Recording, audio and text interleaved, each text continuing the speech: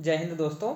Political science glossary पर आज हम यूपी पीजीटी सिविक्स 2021 के क्वेश्चन पेपर को डिस्कस करेंगे, जिसमें हम ये देखेंगे कि किस सेक्शन से क्वेश्चन ज़्यादा आते हैं, किस सेक्शंस को आपको ज़्यादा अच्छे से प्रिपेयर करने की ज़रूरत है, क्वेश्चंस का स्टैंडर्ड क्या होता है, और उसके अलावा हम लोग क्वेश्चन से संबंधित जो फैक्ट्स हैं उनको, कंसेप्ट्स को डिटेल्ड एनालिसिस करते हुए चलेंगे, ताकि प्रत्येक क्वेश्चन के बारे में आपकी एक समझ बन सके और उससे संबंधित जो बेसिक कॉन्सेप्ट्स हैं वो भी आपको क्लियर हो सकें। इसमें सबसे पहला क्वेश्चन है, निम्नलिखित में से कौन सी रचना संविदावादी विचारक की नहीं है? Social contract, Leviathan on liberty, two treatise on civil government.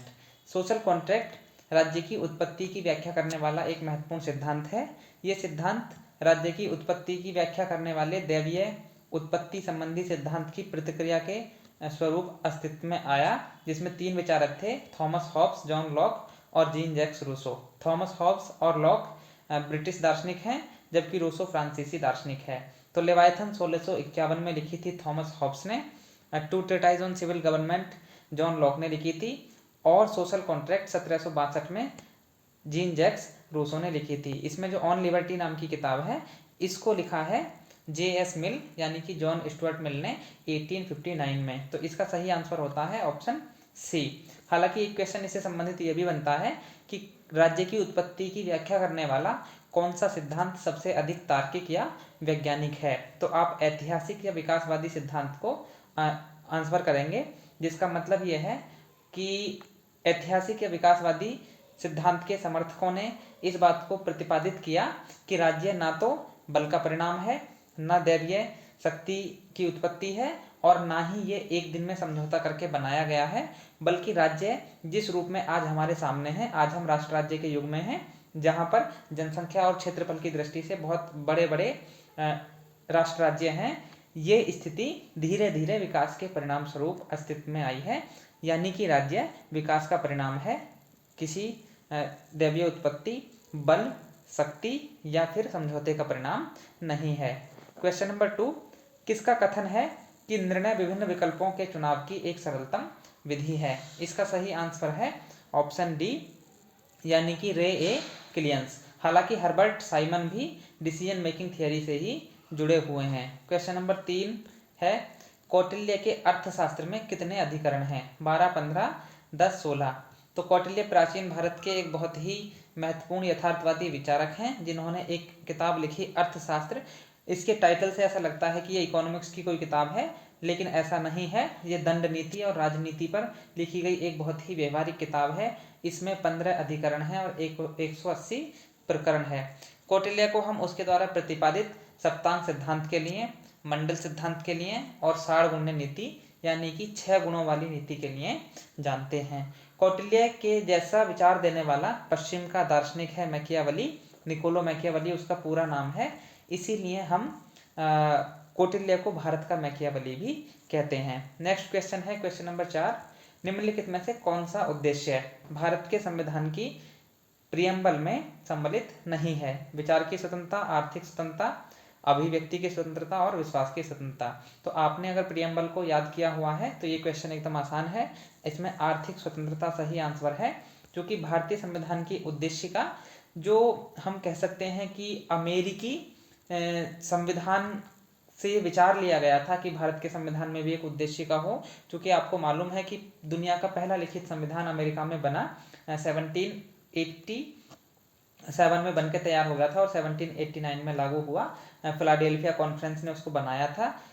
उसी से हमने ये विचार लिया कि भारत के संविधान में भी एक उद्देशिका होनी चाहिए। एक और फैक्ट, एक और महत्वपूर्ण बात जो उद्देशिका के संबंध में हमको जाननी चाहिए, 13 दिसंबर 1946 को एक प्रस्ताव रखा गया था, ऑब्जेक्टिव रिजोल्यूशन, संविधान सभा के सम्मुख, और इसको रखा था पंडित जवाहरलाल नेहरू ने।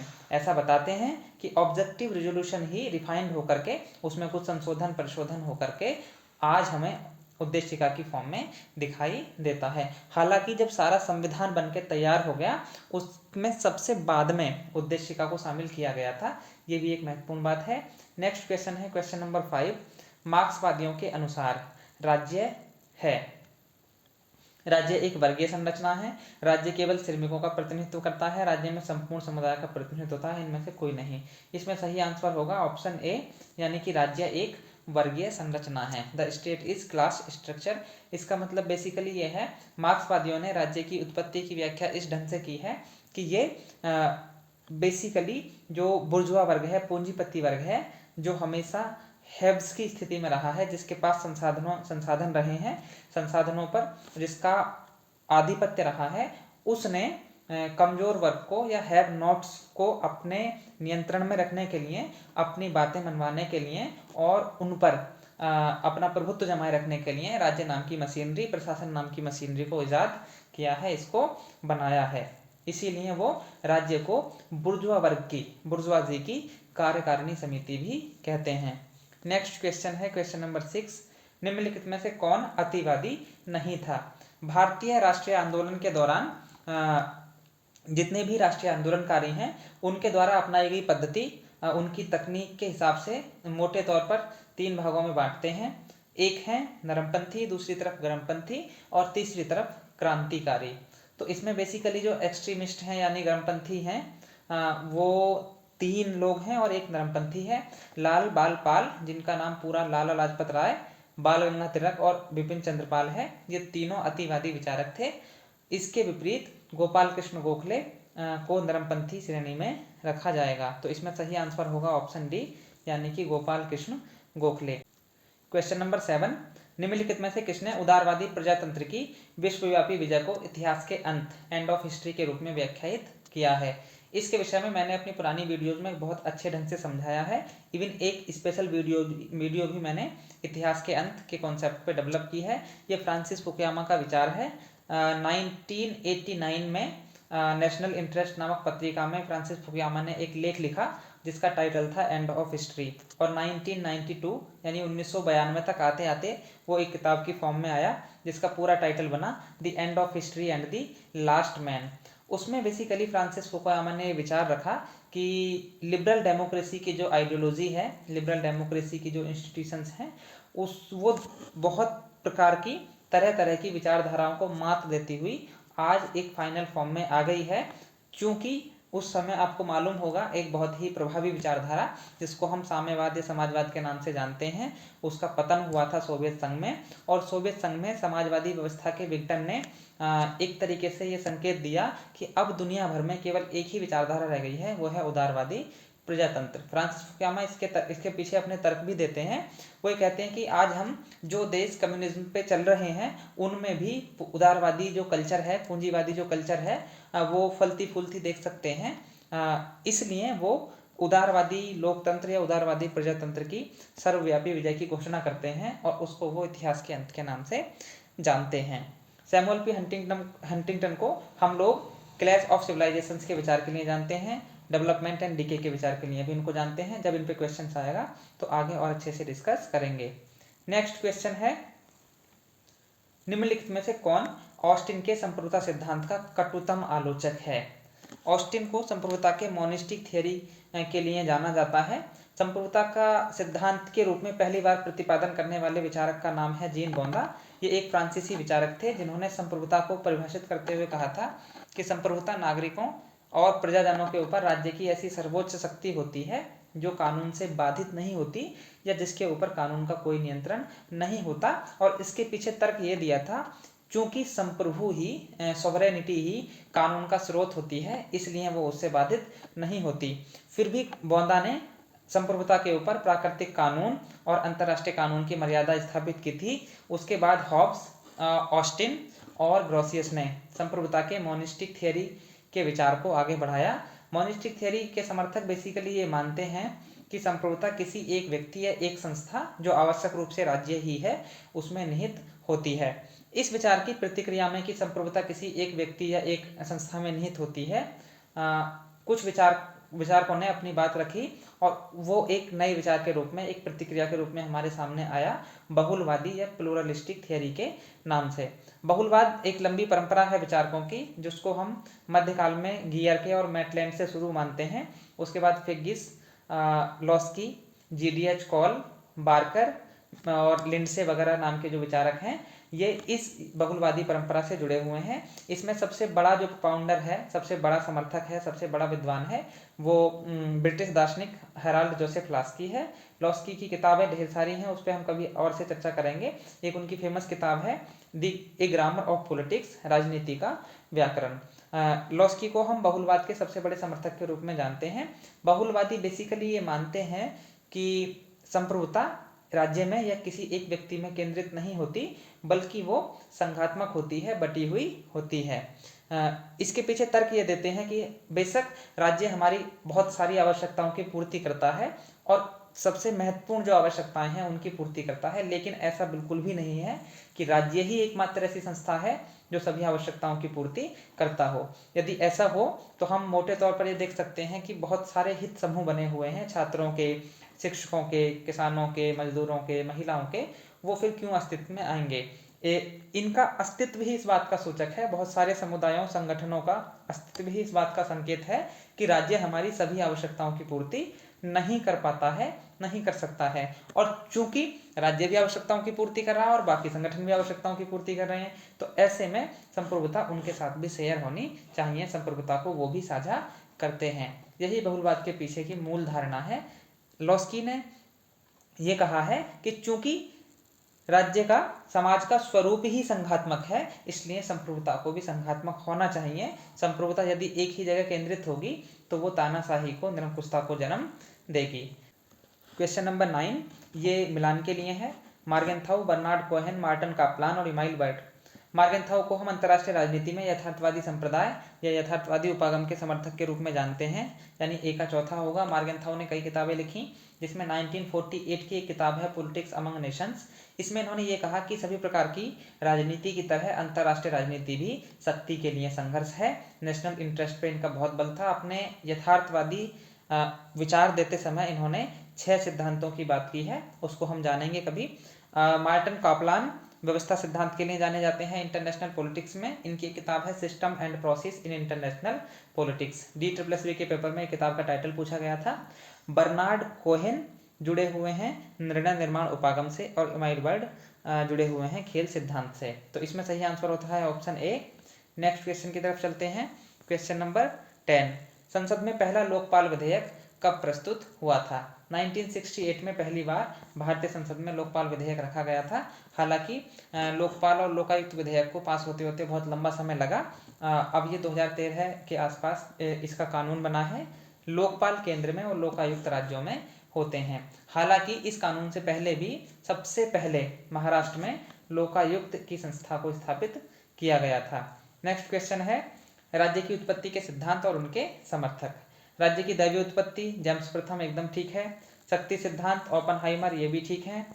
पितृसत्तात्मक सिद्धांत मैक्लॉन से संबंधित नहीं है, यानी कि इसमें ऑप्शन सी सही आंसर होता है।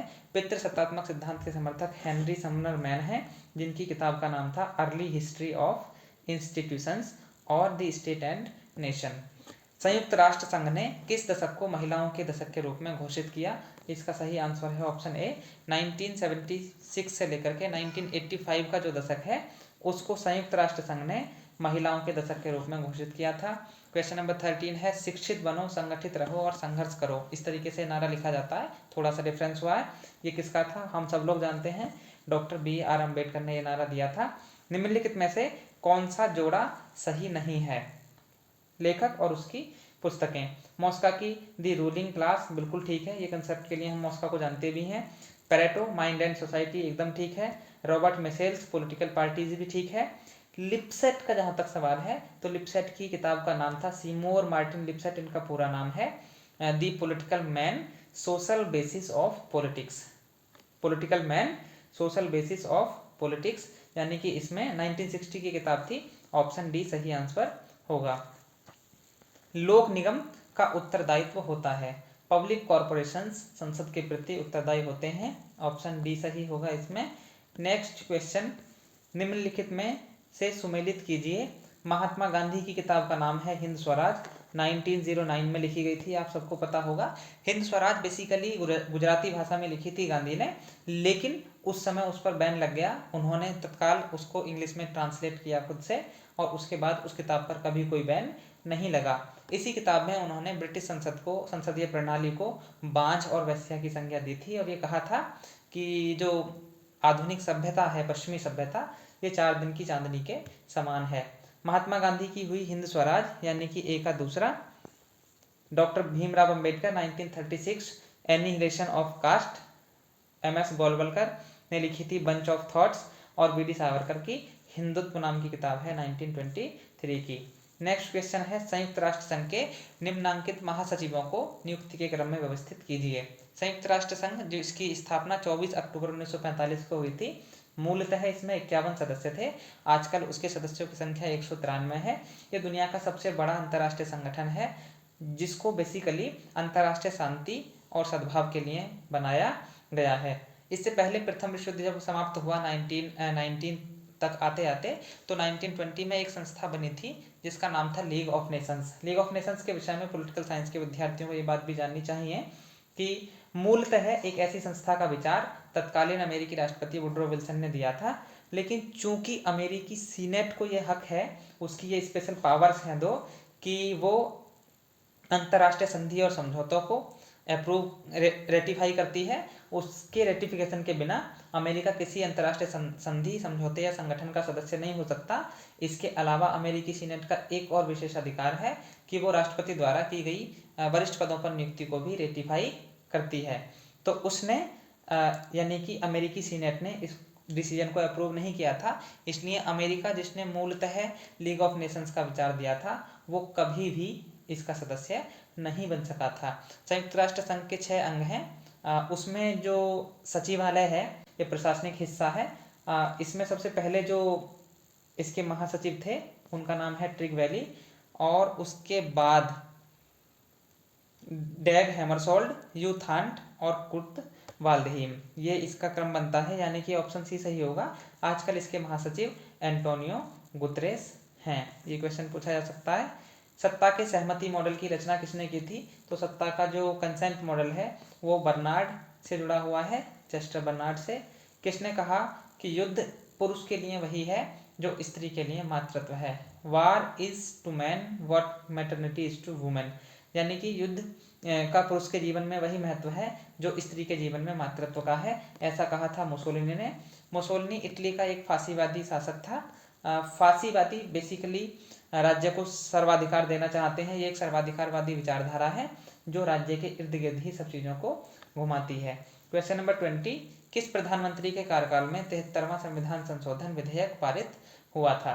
73वां संविधान संशोधन विधेयक जो पंचायती राज से संबंधित है वो पीवी नरसिम्हा राव के कार्यकाल में पारित हुआ था। आर्टिकल 40 जो नीति निर्देशक तत्वों में आता है उसमें लिखा गया था ओरिजिनली कि राज्य पंचायती राज संस्थाओं की स्थापना करेगा और उनको उतनी शक्तियां देगा जितनी उनको स्वायत्त शासन की इकाई के रूप में कार्य करने के लिए पर्याप्त हों।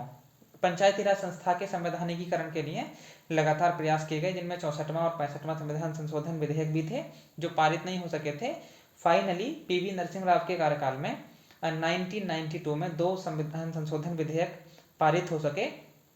पहला था 73वां संविधान संशोधन विधेयक और 74वां संविधान संशोधन विधेयक। ये दोनों 1992 यानी कि 1992 में पास हुए, लेकिन पहला वाला जो पंचायती राज व्यवस्था से संबंधित था, त्रिस्तरीय पंचायती राज से, वो 24 अप्रैल 1993 को लागू हुआ और दूसरा विधेयक 1 जून 1993 को लागू हुआ। इसीलिए 24 अप्रैल को हम लोग पंचायती राज दिवस के रूप में मनाते हैं। सही आंसर ऑप्शन सी होता है। नेक्स्ट क्वेश्चन है, राज्य एक नैतिक संस्था है जो मनुष्य के पूर्ण नैतिक विकास के लिए अपरिहार्य है, मैंडेटरी है। ये बेसिकली आदर्शवादियों से जुड़ा हुआ विचार है। आदर्शवाद एक ऐसी चिंतन परंपरा है, एक ऐसी प्रणाली है जो ये मानते हैं कि राज्य व्यक्तित्व के विकास के लिए आवश्यक है। व्यक्ति का हित क्या है, इसका सर्वोत्तम निर्णायक राज्य ही हो सकता है। राज्य के कानूनों का पालन करना ही सच्ची स्वतंत्रता है। ये इस विचार के लोग हैं। इसके विपरीत अगर हम किसी विचारधारा को रखना चाहें तो हम व्यक्तिवादियों को रखेंगे, जो ये मानते हैं कि व्यक्ति का सर्वोत्तम हित व्यक्ति ही तय कर सकता है। व्यक्तिगत स्वतंत्रता पे इनका बहुत अधिक बल रहता है और ये मानते हैं कि राज्य बेसिकली एक ऐसी मशीनरी है जिसको लोगों ने अपने सहूलियत के लिए डेवलप किया है। ये कोई दैवीय या ईश्वरीय संस्था नहीं है। जैसा हीगल ने कहा था कि राज्य पृथ्वी पर ईश्वर का अवतरण है, इसलिए हम उसको आदर्शवादी की श्रेणी में रखते हैं। हीगल सबसे बड़ा आदर्शवादी विचारक है। हालांकि आदर्शवादी परंपरा बहुत पुरानी है, प्लेटो पहला आदर्शवादी है, उसके बाद भी हेगल का मैंने नाम लिया, इमैनुअल कांट हैं, बोसांके हैं और बहुत सारे विचारक इस परंपरा से जोड़े जा सकते हैं। नेक्स्ट क्वेश्चन है क्वेश्चन नंबर 22। निम्नलिखित में से कौन सा बैलेंस ऑफ पावर स्थापित करने का साधन नहीं है? बैलेंस ऑफ पावर के लिए मैत्री संधियां और प्रतिमैत्री संधियां की जाती हैं, शस्त्रीकरण और निशस्त्रीकरण दोनों हैं, क्षतिपूर्ति भी है, हस्तक्षेप यानी कि नॉन इंटरवेंशन शक्ति संतुलन का साधन नहीं है। ऑप्शन डी सही होता है। शक्ति संतुलन अंतरराष्ट्रीय राजनीति का एक बहुत महत्वपूर्ण कंसेप्ट है। अपने ऊपर, अपने शरीर और मन पर व्यक्ति संप्रभु है। Over himself, over his mind and body the individual is supreme. Individual की सुपरमेसी का ये विचार जे.एस. मिल ने दिया था और उसकी किताब का नाम था ऑन लिबर्टी। ऑन लिबर्टी उसने 1859 में प्रकाशित की थी। ये एक बहुत महत्वपूर्ण किताब है। जे.एस. मिल ने व्यक्तिगत स्वातंत्र पर, खासतौर से विचार और अभिव्यक्ति की स्वतंत्रता पर और कार्य की स्वतंत्रता पर, एसोसिएशन की स्वतंत्रता पर बहुत अधिक बल दिया था। कई विचारकों ने उसके जो स्वतंत्रता संबंधी विचार हैं उनका विश्लेषण किया। हालांकि मिल केवल और केवल व्यक्तिगत स्वतंत्रता पर विचार नहीं देता है, उसकी जो थिंकिंग प्रोसेस है वो बहुत डाइवर्स है। उसने रिप्रेजेंटेशन पर भी चर्चा की है। कंसाइडरेशंस ऑन रिप्रेजेंटेटिव गवर्नमेंट 1861 की उसकी किताब है। उसके अलावा एक और किताब उसकी आई थी, सब्जेक्शन ऑफ वीमेन, 1868 में प्रकाशित हुई थी। सब्जेक्शन ऑफ वीमेन में उसने महिला अधिकारिता की बात की थी, महिलाओं को मतदान की बात की थी, इसलिए उसको हम नारीवादी विचारक की श्रेणी में भी रखते हैं। ऐसा बताते हैं कि उनकी पत्नी थी हैरियट टेलर, उसके प्रभाव में उन्होंने नारी अधिकारों का बहुत गंभीर समर्थन किया था। पॉलिटिक्स अमंग नेशंस पे हम चर्चा कर चुके हैं। ये हैंस जे मार्गेंथाउ की किताब है 1948 की। E.H. कार ने एक किताब लिखी थी, हालांकि उनकी कई किताबें हैं जो बहुत फेमस हैं। इंटरनेशनल पॉलिटिक्स में उनकी किताब है 20 ईयर्स क्राइसिस। ये 1919 से लेकर के 1939 यानी कि जब प्रथम विश्व युद्ध समाप्त हो जाता है और दूसरा विश्व युद्ध जब शुरू होता है, उसके बीच के जो 20 वर्ष हैं उनमें अंतर्राष्ट्रीय संबंधों की क्या दिशा है, उसके विषय में ये किताब चर्चा करती है।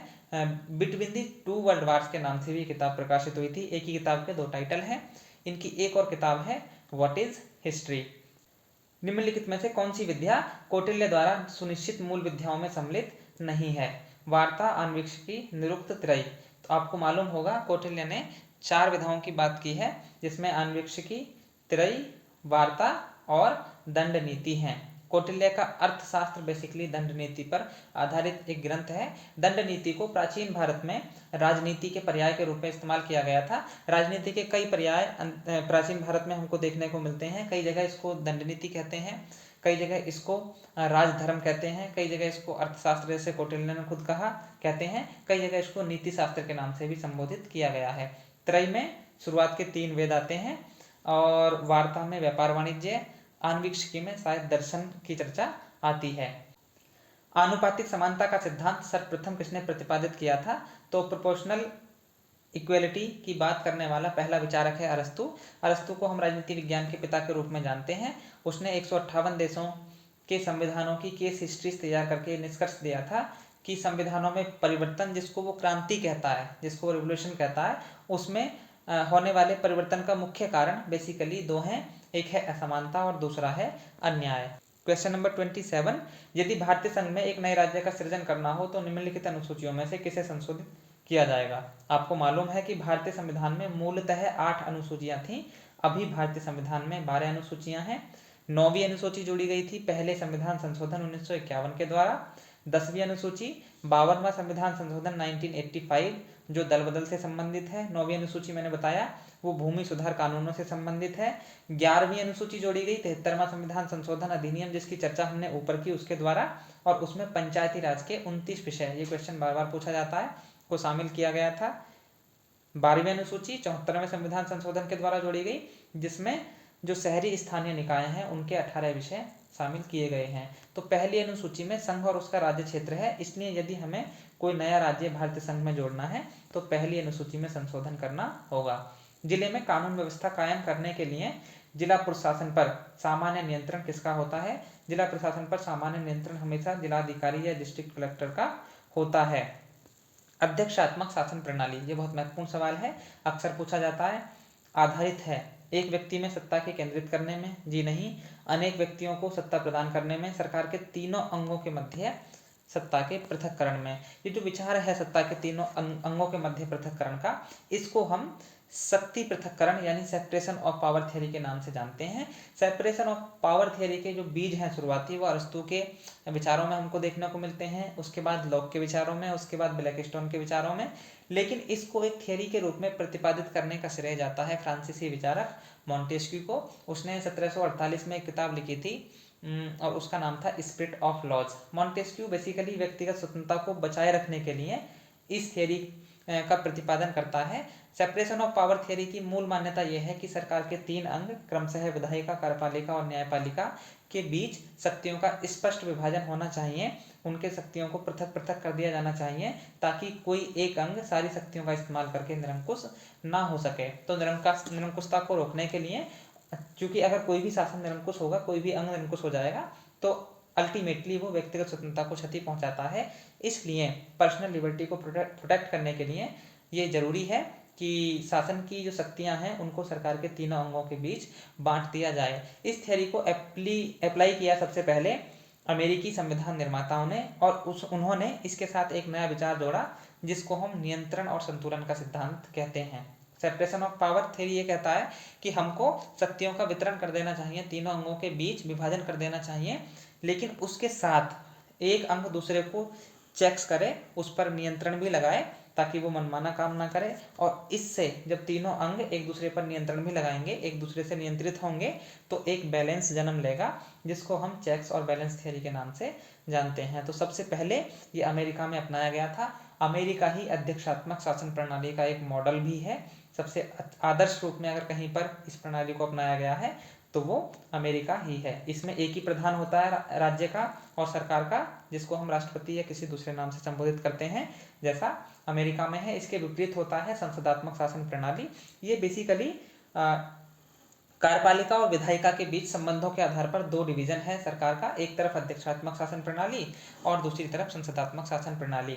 अध्यक्षात्मक शासन प्रणाली में जहां विधायिका और कार्यपालिका दोनों अलग अलग होती हैं, अपने कार्यकाल के लिए कार्यपालिका विधायिका पर डिपेंड नहीं होती है, सरकार और राज्य दोनों का एक ही प्रधान होता है। इसके विपरीत संसदात्मक शासन प्रणाली में बेसिकली जो कार्यपालिका है यानी कि मंत्री परिषद है, वो अपने कार्यकाल के लिए विधायिका पर निर्भर रहती है। जैसे ही विधायिका अविश्वास का प्रस्ताव पारित करती है, वैसे ही कार्यपालिका को अपने पद से त्यागपत्र देना होता है।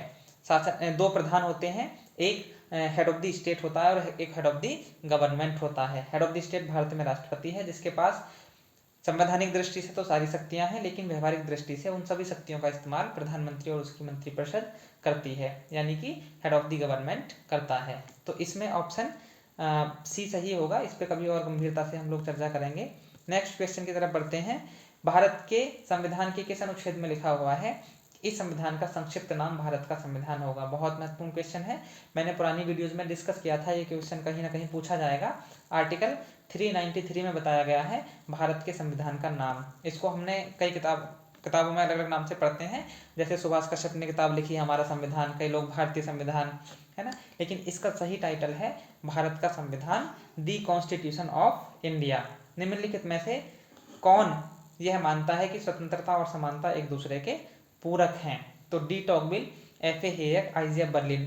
बेसिकली जितने भी नकारात्मक स्वतंत्रता के समर्थक विद्वान हैं, वो स्वतंत्रता और समानता को कभी एक दूसरे का पूरक नहीं मानते हैं। आर एच टोनी स्वतंत्रता और समानता को एक दूसरे का पूरक मानते हैं। नेक्स्ट क्वेश्चन की तरफ बढ़ते हैं।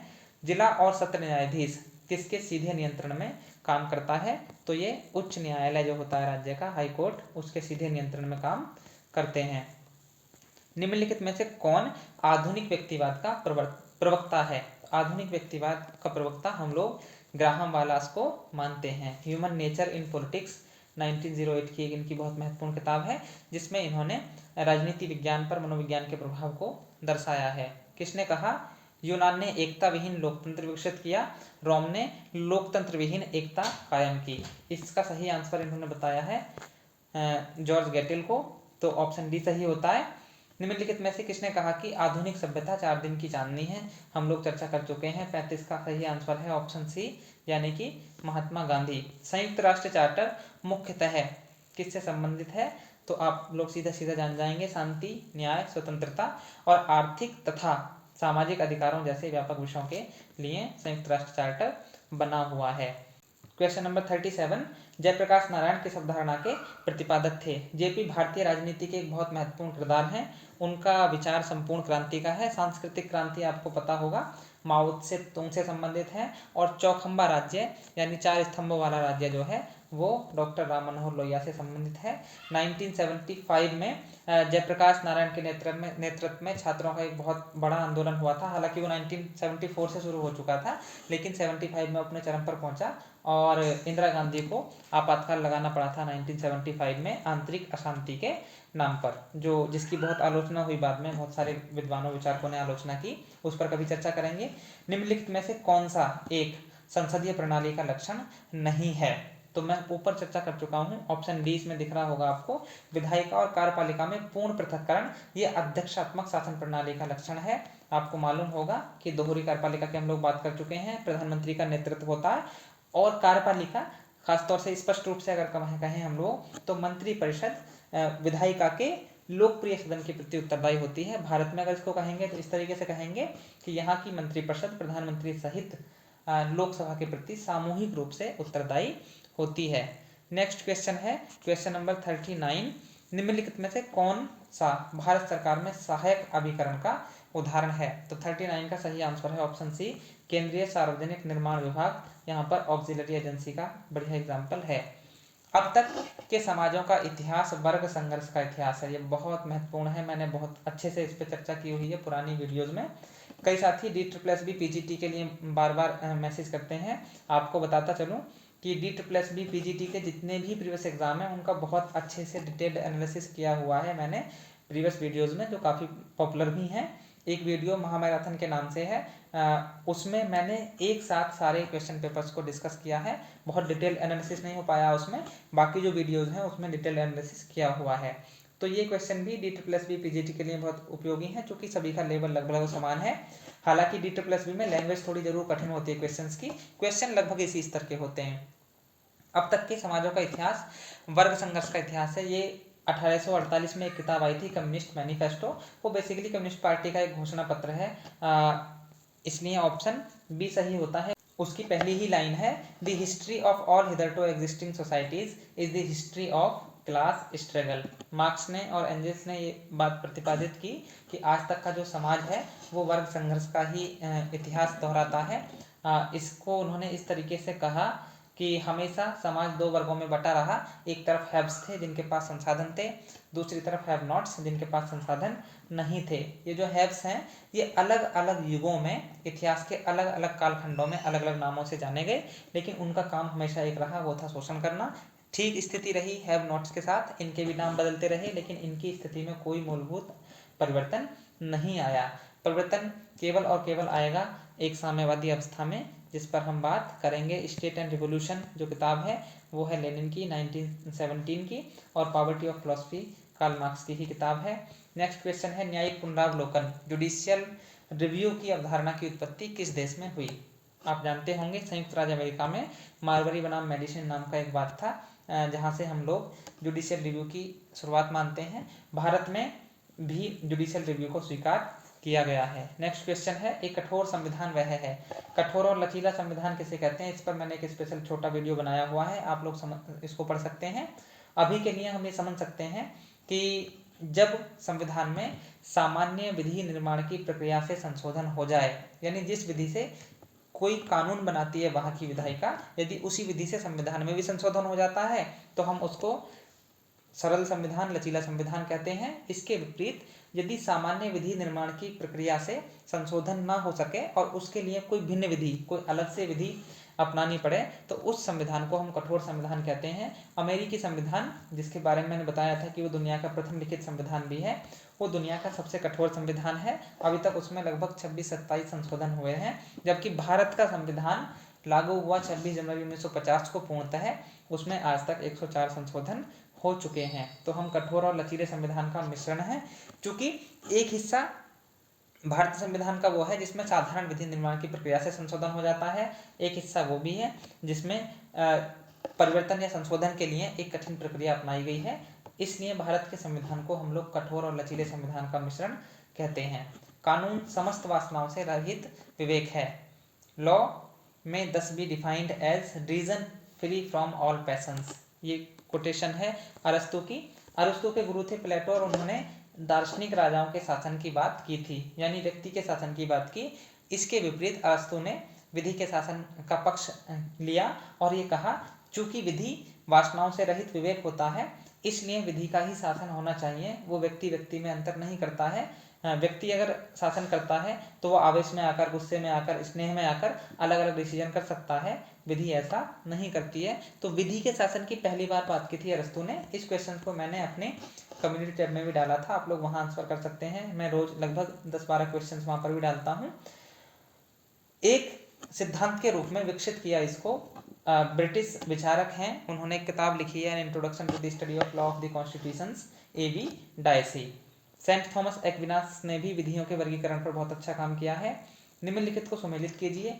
यूटोपियन समाजवाद सेंट साइमन, फेबियन समाजवाद सिडनी वेब, वैज्ञानिक समाजवाद कार्ल मार्क्स और श्रेणी समाजवाद G.D.H. Call.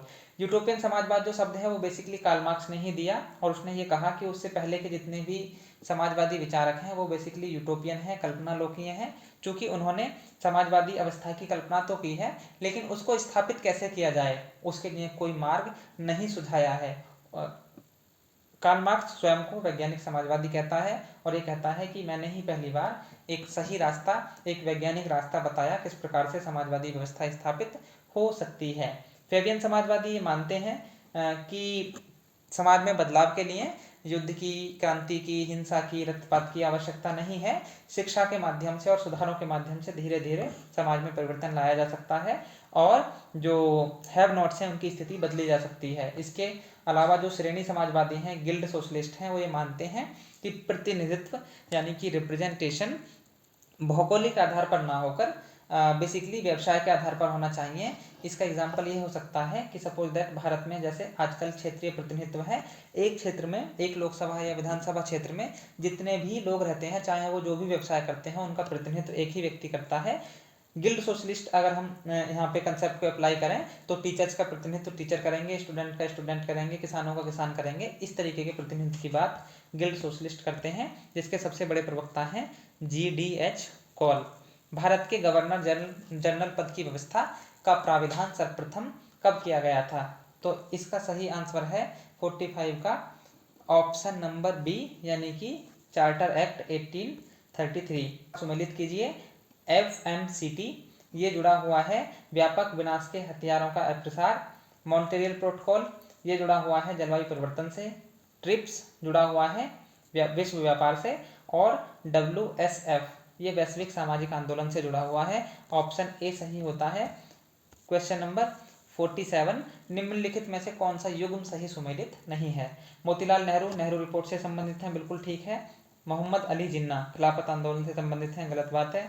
M.K. Gandhi Champaran में 1917 में पहली बार भारत में सत्याग्रह का प्रयोग किया था, सफल, बिल्कुल ठीक है। सुभाष चंद्र बोस ने 1939 में फॉरवर्ड ब्लॉक के नाम से एक दल का गठन किया था, ये एकदम ठीक बात है। लोक निगम का प्रकार का प्रशासन क्या प्राप्त करने की चेष्टा करता है, यानी पब्लिक कॉर्पोरेशंस के माध्यम से क्या प्राप्त करने की चेष्टा की जाती है? तो सार्वजनिक जवाबदेहिता और जो कारोबारी दक्षता है उन दोनों का मिश्रण एक साथ उसमें देखने को मिलता है हमको और इसी को प्राप्त करने की चेष्टा की जाती है पब्लिक कॉर्पोरेशंस के माध्यम से।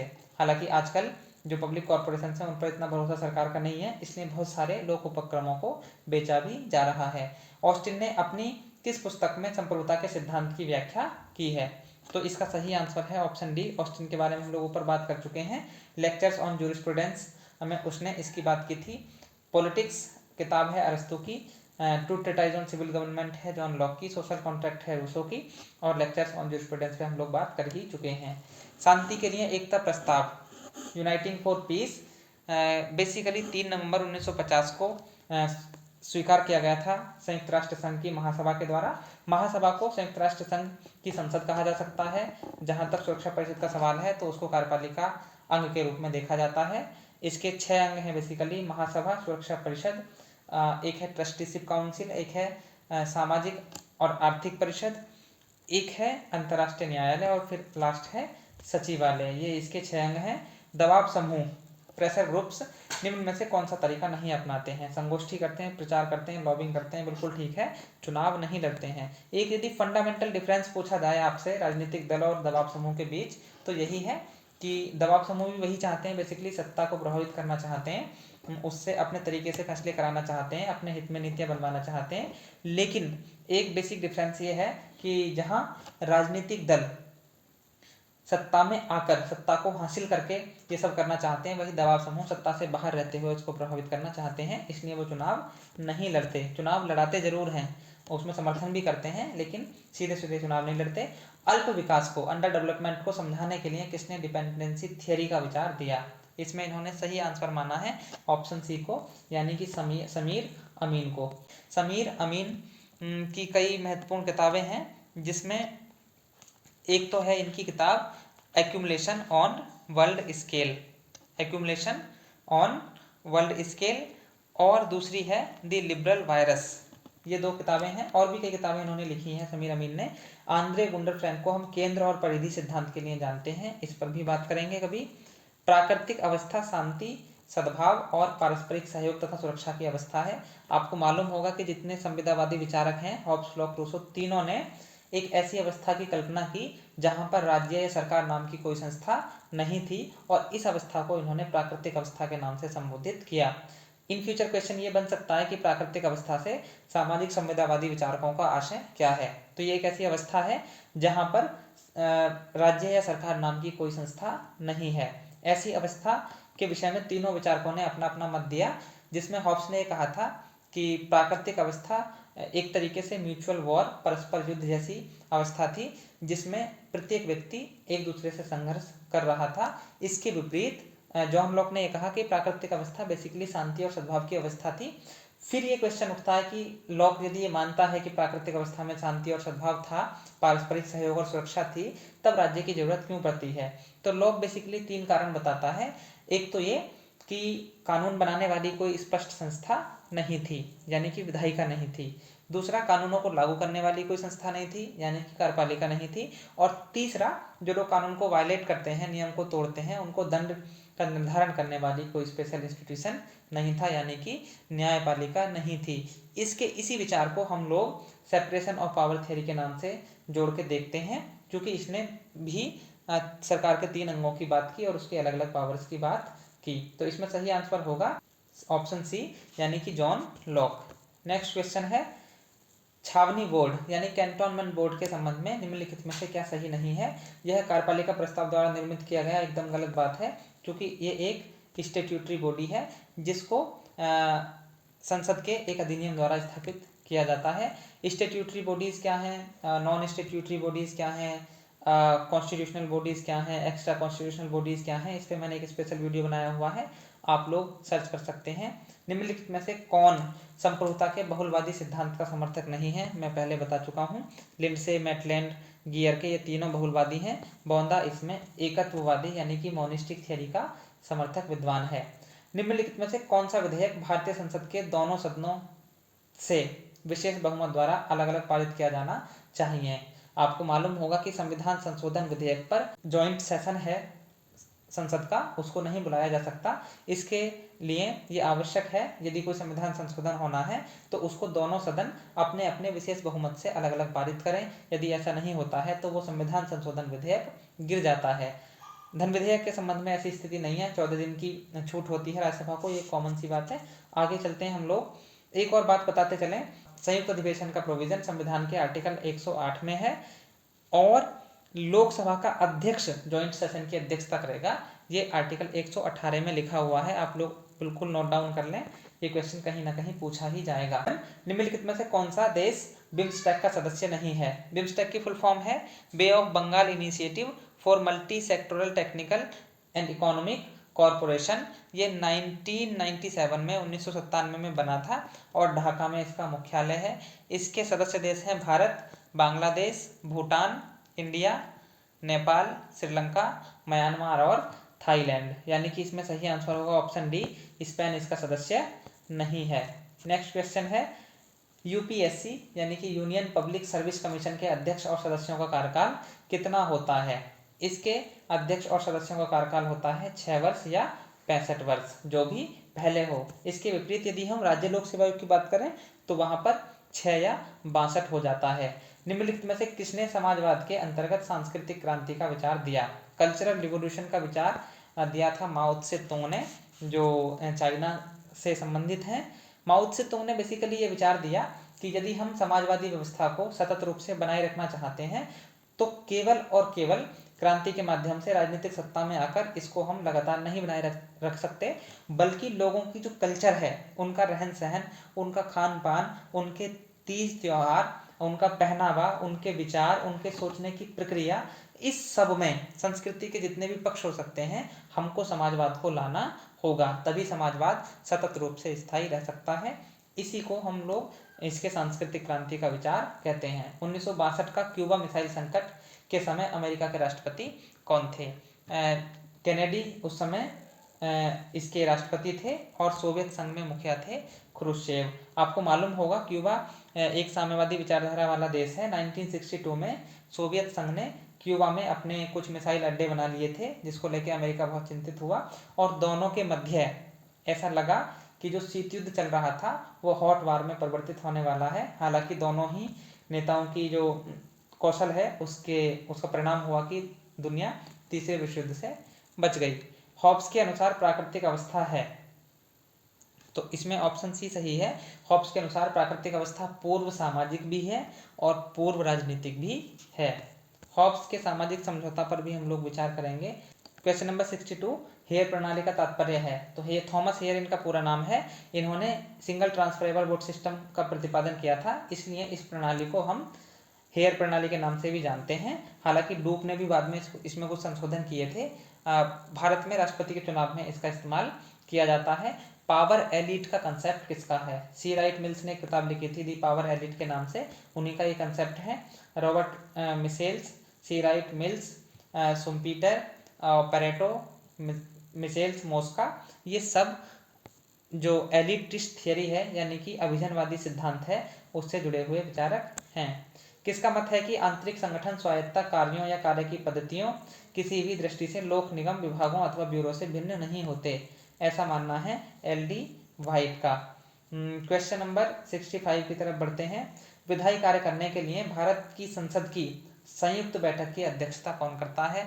हम बात कर चुके हैं। जॉइंट सेशन का प्रोविजन है आर्टिकल 108 में और 118 में यानी 118 में लिखा हुआ है कि ऐसे जॉइंट सेशन की अध्यक्षता लोकसभा का अध्यक्ष स्पीकर करेगा, या फिर अगर वो नहीं है तो पैनल में से जो भी व्यक्ति प्रोसीजर में आएगा, प्रक्रिया के तहत निर्धारित किया जाएगा, वही होगा। बहुलवादी महत्व देते हैं। बहुलवाद पे हम लोग चर्चा कर चुके हैं। ये समूहों को और संगठनों को बहुत अधिक महत्व देते हैं और ये मानते हैं कि राज्य के समान ये भी संप्रभुता के उतने ही हकदार होते हैं। नगर राज्य सिटी स्टेट का विचार माना जाता है। ये प्राचीन यूनान से यानी ग्रीक से संबंधित है। ये जो क्वेश्चन है ये DEET+B के एग्जाम में भी 2-3 बार पूछा गया है। प्लेटो ने आदर्श राज्य की जनसंख्या 5040 बताई थी, यानी कि उस समय छोटे छोटे सिटी स्टेट का कंसेप्ट था। मार्क्स ने नौकरशाही की प्रशंसा निम्नलिखित में से उसकी कौन सी विशेषता के लिए की है? इन्होंने ऑप्शन बी सही बताया है, यानी कि गोपनीयता, इसकी सीक्रेसी के लिए।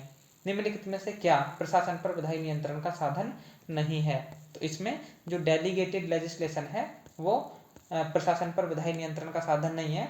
इसके अलावा स्थगन प्रस्ताव, प्रश्नकाल और शून्यकाल, तीनों के माध्यम से बेसिकली विधायिका कार्यपालिका पर नियंत्रण रखती है।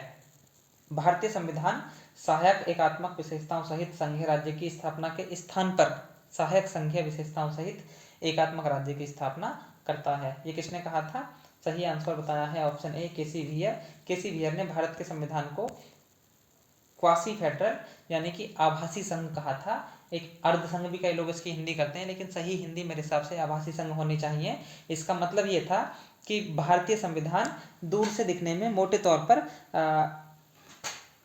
संघात्मक लगेगा, लेकिन वास्तव में ये एक आभासी संघ है जिसमें एकात्मक विशेषताएं ज़्यादा हैं। एकात्मक व्यवस्था की तरफ ज़्यादा झुकाव भारतीय संविधान का, भारतीय संघ का है।